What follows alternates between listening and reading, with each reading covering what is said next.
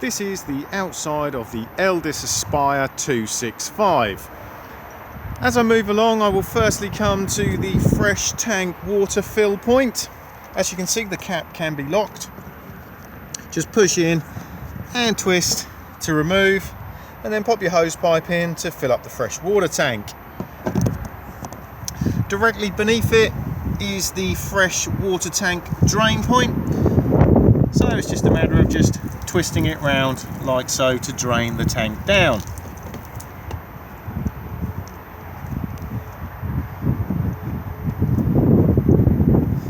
At the rear we then have the grey water tank drain, and again it's just a matter of twisting to drain down any grey water that has accumulated in the grey water tank just there. Above that is access underneath the rear fixed bed, and in here you will see the Alco air suspension inflation and deflation points.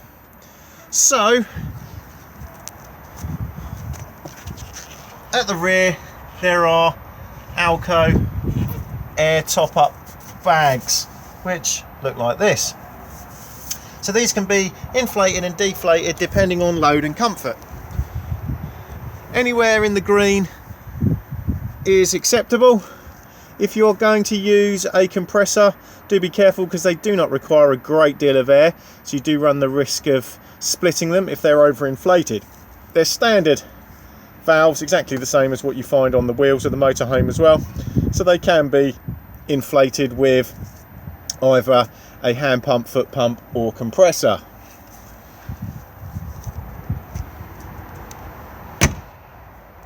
Beside that we then have the gas locker, so there is plenty of room in here for 2 gas bottles. This particular model of motorhome runs the Truma crash regulator, and that's in conjunction with the crash hose as well. So this is a propane hose, so this will screw into the propane bottle and then it's tightened with a gas spanner. Alright, once you've then turned your gas bottle on, you'll then need to hold down this button here for about 4 or 5 seconds. This will then allow the gas into the van. Once you've done this, you do not have to turn your gas bottle off for travel because this makes it all safe. So if there was a problem with the bottle in any shape or form and this hose got severed, this valve here will recognise the sudden drop in gas pressure and cut the gas off at that point there.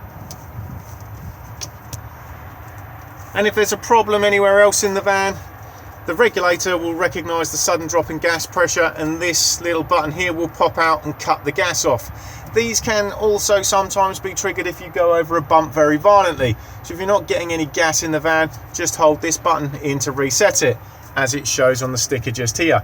And with this one, hold it in for about 10 seconds to reset it. Obviously, if you do turn your gas bottle off, when you turn it back on again, you will need to hold this button in, and obviously exactly the same again when you change the bottle. Flue for the Aldi boiler. There's no covers or anything that need to be removed from this, just make sure that nothing is obstructing it. And as I now come round to the rear, we can see the rear view camera just at the top there, and then we have the Fiamma bike rack. So just grab hold and pull to release the rails. The bikes go on the rails, and then these straps go through the wheels to secure the bikes. They are adjustable depending on the size of the bike itself, and then we have these 2 arms that can then attach to the framework of each bike.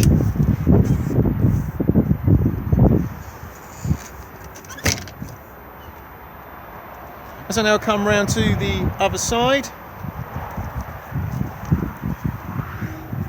we can see the spare wheel just there, and it winds down from this point here where my finger is.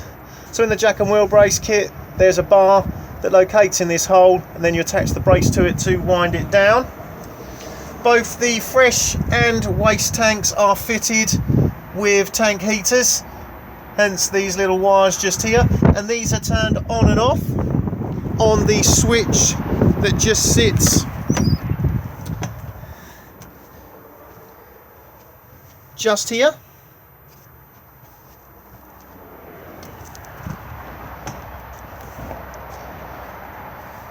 You then have the step switch in and out just here, and this will automatically put itself away when the engine is started as well.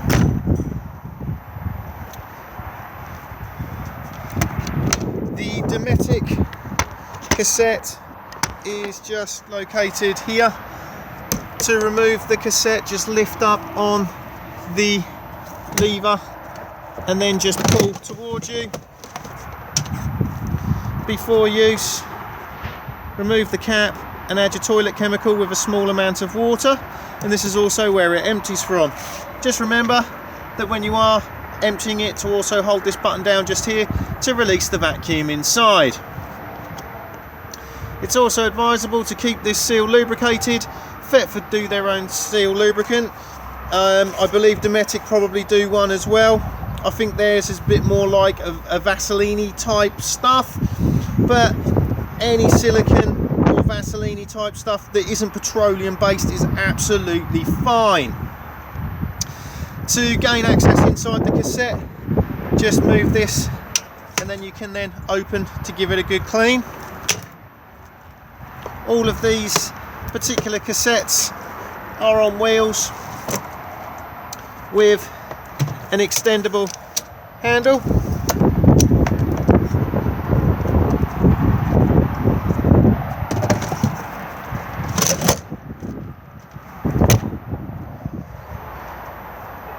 Vents for the Thetford fridge freezer. As this is a fully winterized van, it is supplied with winter covers for the vents. So to use these, and these are only needed if you are using the motorhome in extremely cold climate, because what they'll do is hold some heat in to make the fridge run more efficiently. If you leave them on in warmer months of the year, the fridge will just overheat and not work. So to pop these in, you do need to remove the vents themselves. So if I just slide the black clips across, we can then remove the cover. We then take our winter cover and then we just pop this into place, and then all we're doing is then replacing the front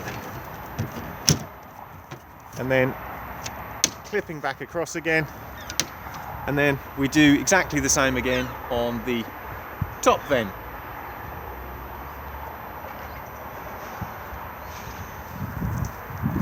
Battery locker just here. So we have the leisure battery there. We then have a mains hookup just here.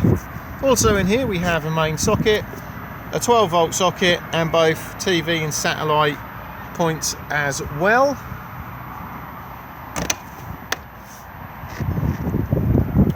Above my head we then have the 2-lay OmniStore roll-out canopy.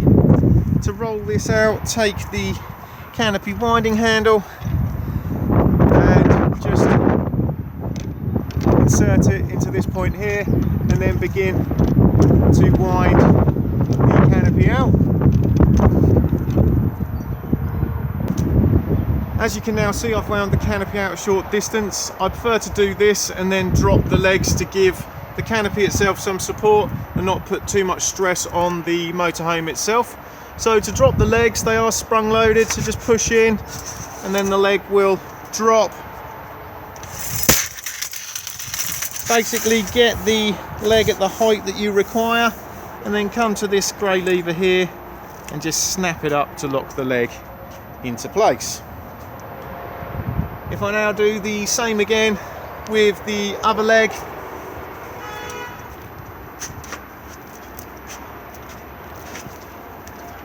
again just push in and then the leg will drop down.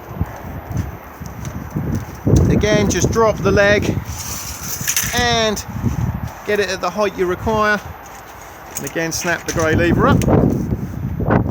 Now that the canopy is supported, I can then continue to wind the canopy out, walking the legs as I go. Always advisable not to use the canopies in high winds, as they do run the risk of being flipped over the roof of the motorhome. And if you do need to put it away wet, try and get it out as soon as possible to get it dry. When it comes to popping it away, make sure it's roughly back to this position it is at the moment before putting the legs away, and then it's just a matter of snapping it back into place, and then just literally grabbing hold of the end of the leg and then bringing it up, and then literally snapping it back into position.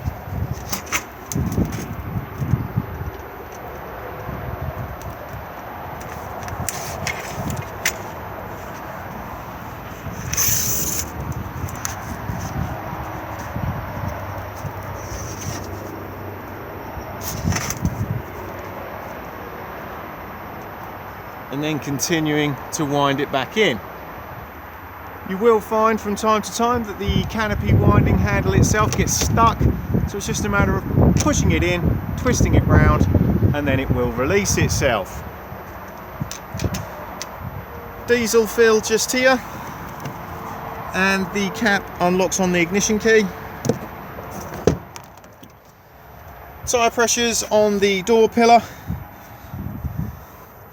Jack and wheel brace kit all underneath the passenger seat, and then you will find the vehicle battery underneath the floor of the cab, and then bonnet release just here. The